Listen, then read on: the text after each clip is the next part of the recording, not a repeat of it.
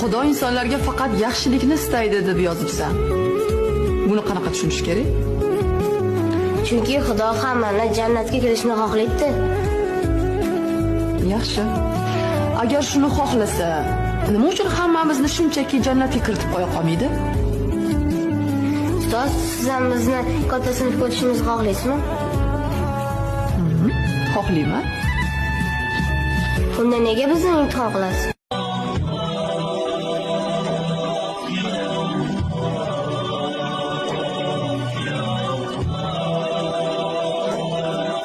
To'yga chaqirib boraman, otang qo'llaganda mersa qo'limda tilla sug'ut, cho'ntagida pochka pullar, otang oldiga boraman, qop-qora ekansan shunda, otang qo'llaganda mersa.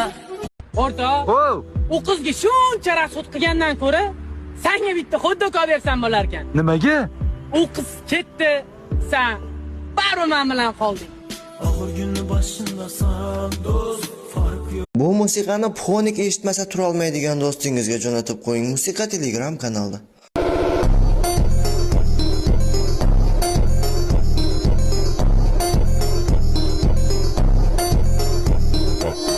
Ehtiyot bo'ling, bu musiqa mashinangiz kalonkasini yertib yuboradi. Musiqa Telegram kanalida. I was smoking on some Cali and my eyes was dazed.